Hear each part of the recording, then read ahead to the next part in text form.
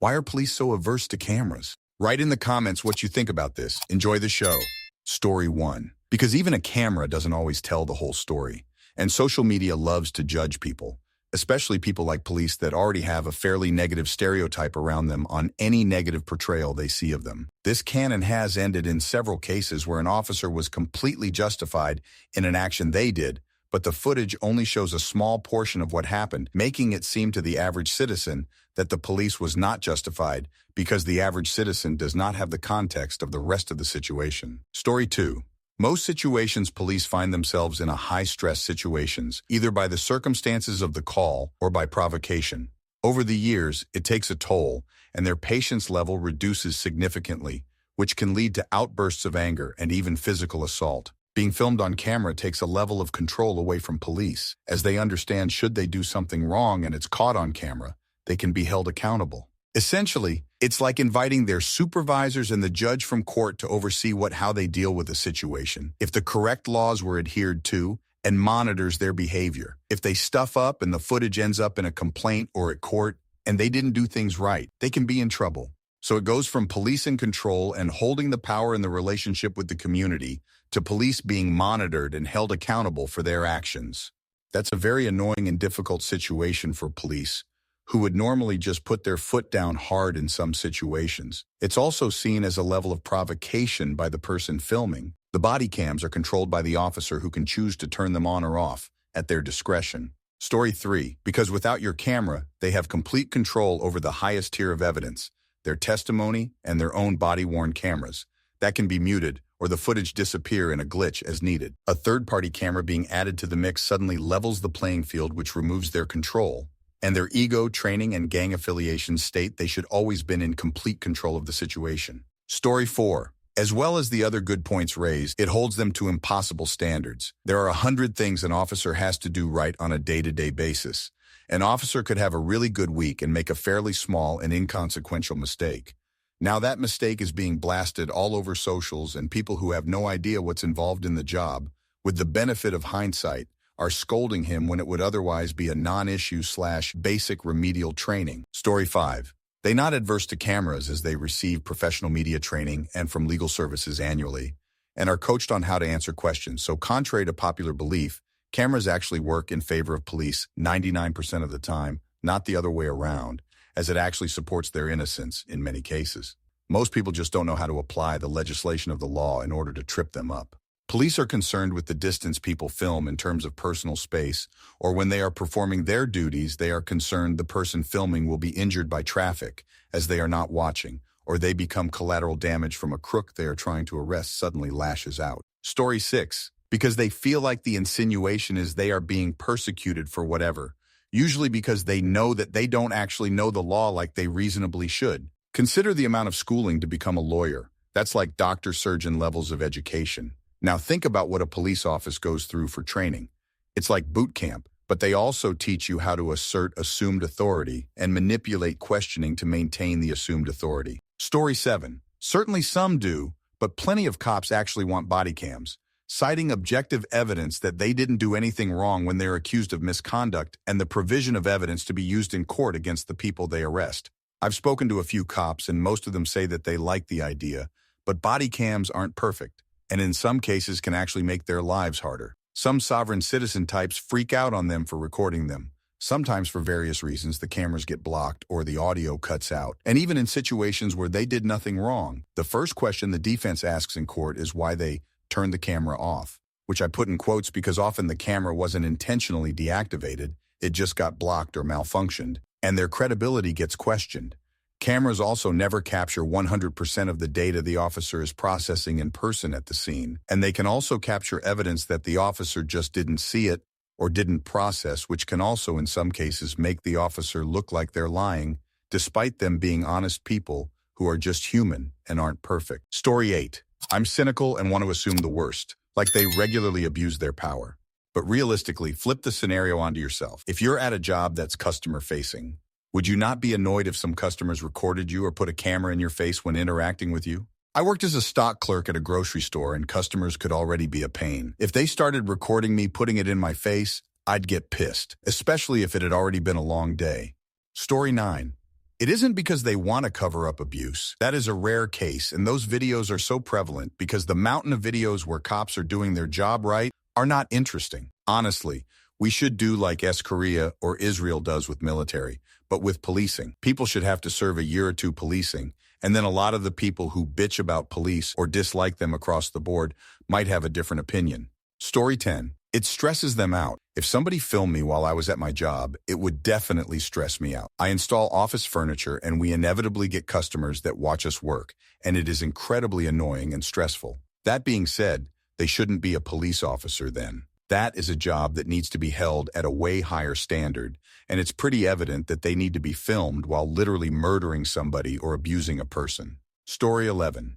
They don't control your camera or what you do with the footage, and their faces are visible. While their body cams can show other officers' faces, their own isn't visible, and the footage is somewhat protected from dissemination. Whether they're concerned about being easily personally identified on site because a suspect has dangerous friends, or just because they've fucked up, which is going to be most of the time they don't want to be seen, they're still not going to happy to be on camera. Definitely a tough shit situation though. People film cops because people don't trust them, and they collectively brought that shit on themselves. Story 12. In America, at least, for a lot of police departments, it's because they can delete or lose body camera footage or intentionally obscure the lens.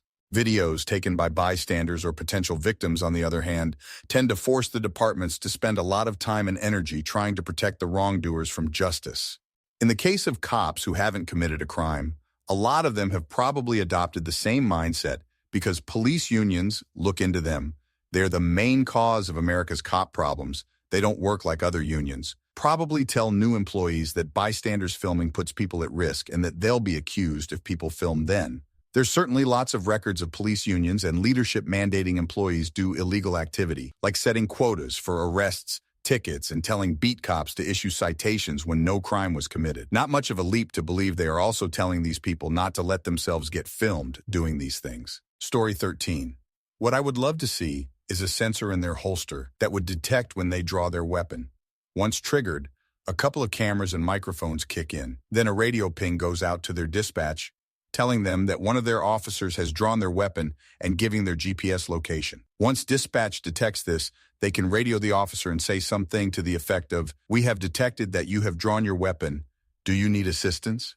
If they don't answer, then you assume that the officer is in trouble and send help. My thought: once an officer has drawn their weapon, you want them to be the picture of the most profession they have ever been. If they do need to fire their weapon, you now have all of the evidence of what the situation looked like from their point of view. This video could be used to find officers who are too trigger happy or justify their shooting, and even as a training video. Story 14. Because people post things completely out of context and rile everyone up, and as you've seen in many instances, it can have dire consequences for citizens and businesses alike. That's not always the case. Sometimes the consequences are warranted, but other times they're not. I think overall, especially since COVID and that summer, departments have become far more transparent. Hell, look at the situation in Springfield, Illinois.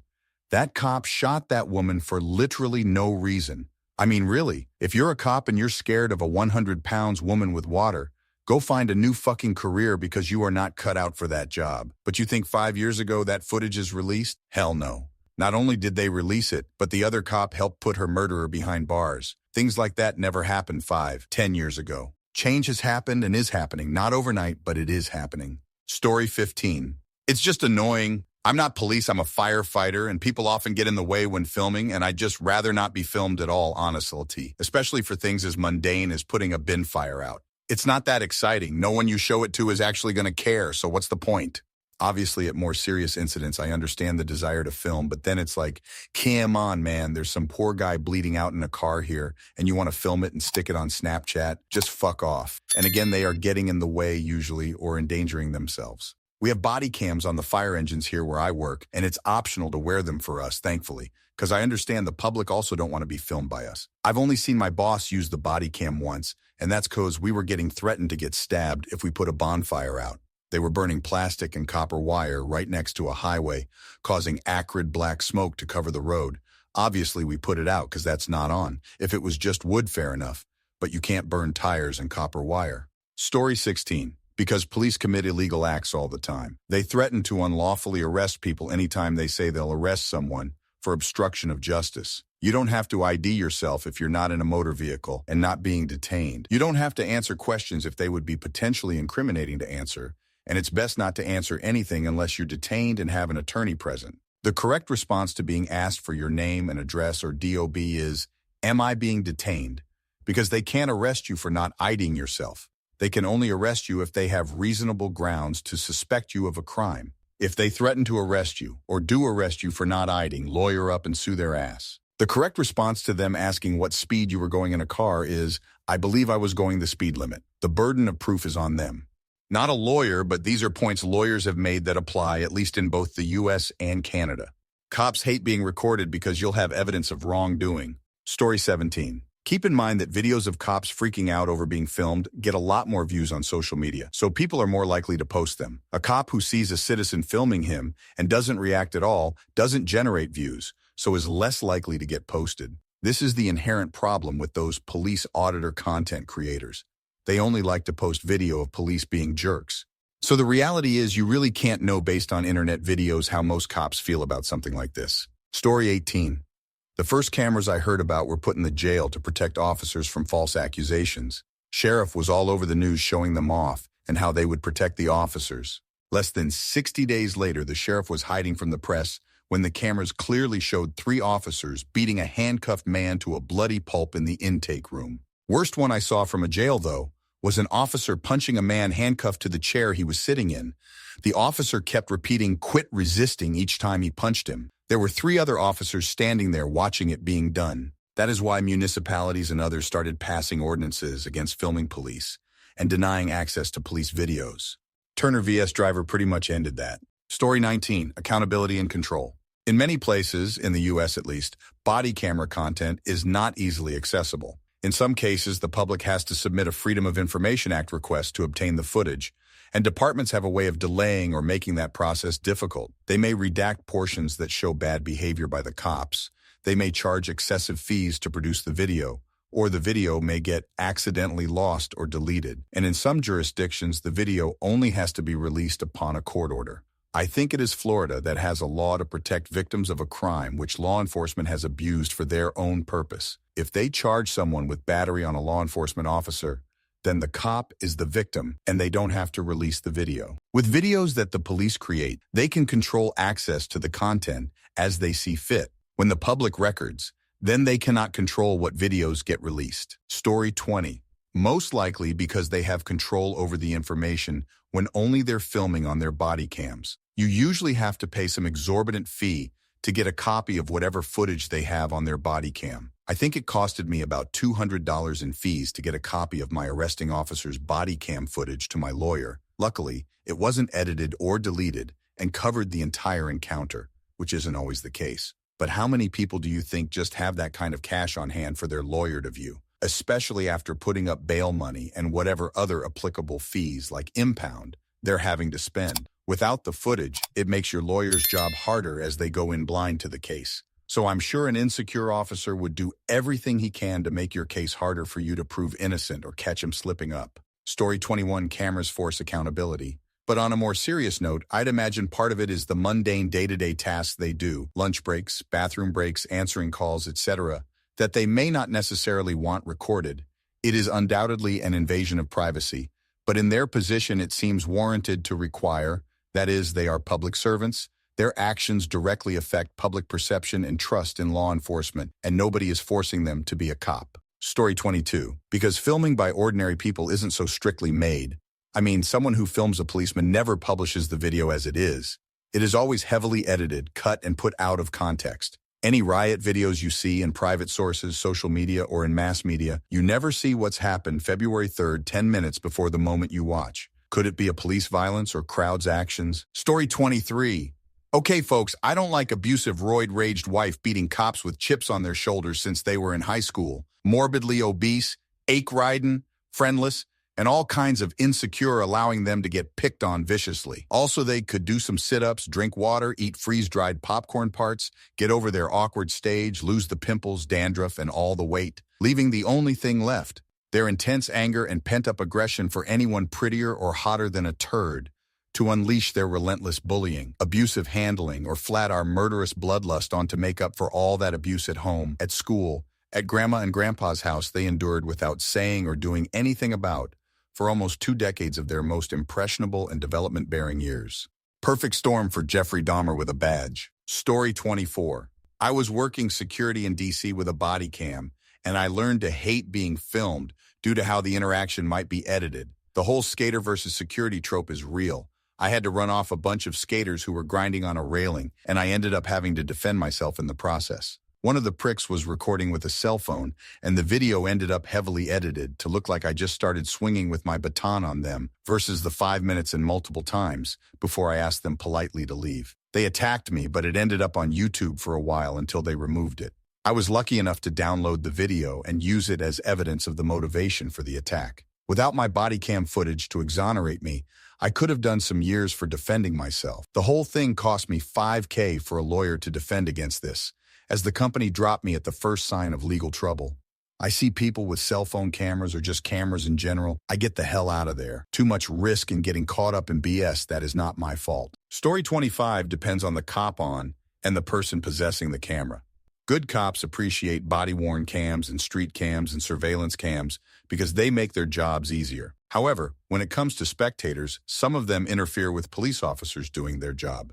Imagine you are in a dangerous situation, trying to pay attention to a suspect who could be dangerous, and some asshat starts yelling, "Why are you arresting him?" And they are also filming you. When you have adrenaline coursing through your veins trying to keep society safe, why should you have to stop and endanger yourself to explain to a citizen reporter all of the reasons you have to cuff restrain this person? The more people interfere, the more dangerous the situation can become for everyone, and the more distractions, especially if camera people keep getting closer and closer.